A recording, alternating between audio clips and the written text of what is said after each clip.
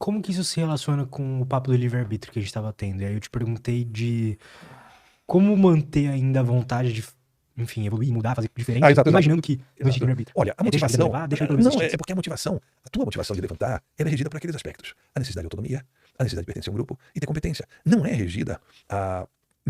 Não está circunscrita a esse modelo do livre-arbítrio que é punido.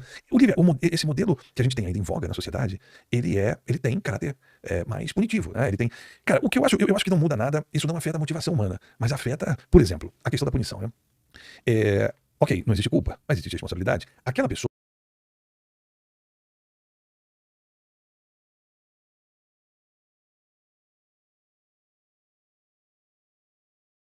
ela continua sendo ainda um risco para a sociedade. Aquele Sim, é cara, verdade. ele continua. Então tem que ser tirado de circulação. Mas nós temos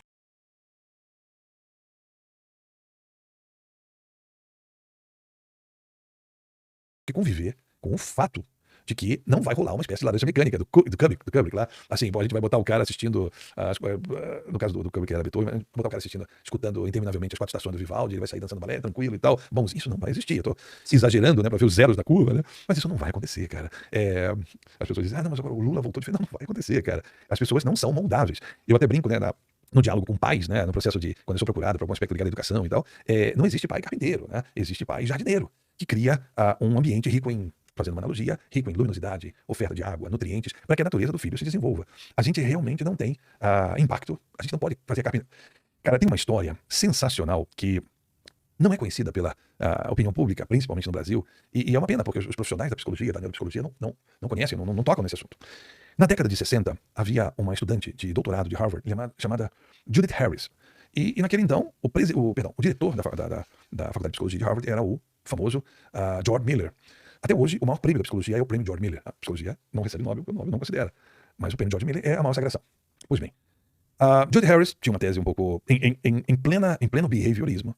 Ela começou a pensar em genética, em fisiologia, em neurofisiologia, e ela um dia recebe uma carta de George Miller dispensando ela sumariamente do doutorado. Ela foi para casa, descobriu que que também era portadora da esclerose múltipla, começa um processo dramático, degenerativo, afetando também as faculdades intelectuais dela, enfim, frustradíssima, mas ela não desiste, cara, e ela sobrevive por 15 anos para ver um trabalho dela finalmente publicado no jornal de psicologia mais importante.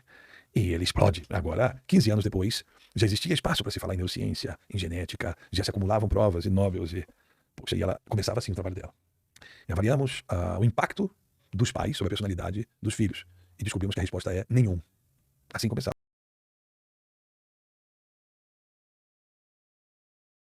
Carpinteiro, né? Existe pai jardineiro, que cria um ambiente rico em, fazendo uma analogia, rico em luminosidade, oferta de água, nutrientes, para que a natureza do filho se desenvolva. O artigo. E ela estava certa. A história é tão fantástica que ela vive, não só para ver o artigo publicado, mas ela vive para receber o prêmio George Miller. Ela recebe o prêmio que leva o nome de seu algoz. Mas a história é ainda mais interessante, como volta por cima. George Miller estava vivo. E a essa altura, e já fazia mais de uma década, ele, que era um cara, um homem de valor também, ele já havia mudado de ideia e não era mais um defensor ideológico do behaviorismo. Ele havia sucumbido às provas de que o comportamento humano era fundamentalmente fisiológico e automático. Então, ele escreve para ela, É muito loucura. loucura, ele escreve parabenizando ela. Os dois vivos ainda morrem pouco tempo depois, né? Mas, porra, eles conseguem resolver essa história. Ele, honrado o suficiente para pedir desculpas, já havia se desculpado antes e havia adotado o Judith Harris no topo do panteão dele, né? Cara, isso acontece portanto, hoje a gente sabe que a genética, que desculpe a fisiologia, mas é importante isso, a genética é um receituário. Vem a vida gestacional, tem um assunto muito mais complicado, a questão de gênero, né? Na vida gestacional, a genética é um receituário, mas nós vamos precisar dos ingredientes, em termos de aminoácidos, proteínas, para o bom desenvolvimento da receita na vida gestacional. E o bebê humano nasce muito prematuro. A gente nasce sem enxergar, sem um mínimo de autonomia. Um cavalinho sai da placenta, se põe de pé, come, enxerga. E um bebê humano, nós resgatamos um cachorrinho com 1 mês de vida, era terrível. Independente pra caramba. Cara, olha que barato isso. Ao nascer, a gente ainda tem a questão dos imprintings. Por quê? Porque certas conexões neurais estão terminando de se consagrar. E nós temos também a questão da mielinização, que ela cobre certos neurônios, os terminais do axônio, com uma camada de mielina, aumentando a capacidade, aumentando a velocidade de propagação do impulso neural, consequentemente estabelecendo certos caminhos preferenciais. Aliás, a esclerose múltipla é a deteriorização dessa camada de mielina, desordenando o cérebro. Cara, isso tudo vai conduzir a gente para uma circuitária, com uma lógica condicional, excitação, bloqueio, nós temos os dendritos como inputs, temos o terminal do axônio e como outputs, né? Cara, e essa lógica complexa, 86 bilhões de neurônios mais ou menos, mais o complexo bioquímico que cerca isso, íon, sódio e potássio entrando pelos canais e tal, todo esse complexo nos traz aqui e nos permite desempenhar esse papel. Mas é um fino equilíbrio bioquímico que é afetado por um excesso de cafeína, enfim, por qualquer substância.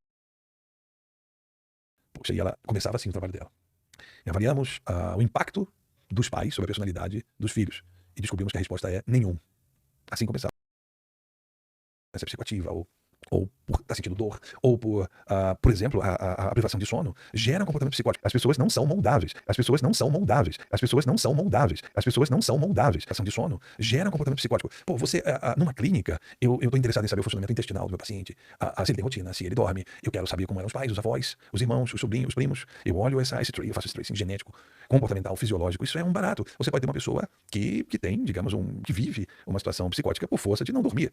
As pessoas não são moldáveis. As pessoas não são moldáveis. O homem é um ser diurno e ponto final. Lamento os candidatos a Conde Drácula, a Batman, não tem sustentação, né? Nós somos diurnos. E se a gente brigar com o ritmo circadiano, pô, à noite inventamos eletricidade. A gente acende um monte de luzes na casa, bagunçando o funcionamento do sistema neural. Verdade. É legal você criar um ambiente de penumbra, dormir o mais cedo possível, acordar o mais próximo possível do nascer do sol. Isso vai ter impacto sobre a sua vida. As pessoas não são moldáveis. As pessoas não são moldáveis. As pessoas não são moldáveis. As pessoas não são moldáveis. O funcionamento gastrointestinal é fundamental. Não esse oba-oba de que o intestino tem um cérebro. Isso não é verdade, cara. Isso é papo de autoajuda. Mas ele tem conexões neurais e tem impacto sobre o nosso humor. Cara, substâncias que estão sendo tomadas para academia, testosterona, enfim, com impacto tremendo sobre o humor, sobre análise de risco, com consequências brutais sobre a vida, né? As pessoas não são moldáveis. As pessoas não são moldáveis. As pessoas não são moldáveis. Então, nós somos um complexo neurofisiológico bombardeado pelo meio, com questões, com estímulos, com desestímulos, né? E aí nós temos as nossas saídas, os nossos outputs. Mas a gente não percebe isso, a gente acha que está no comando. E não estamos no comando.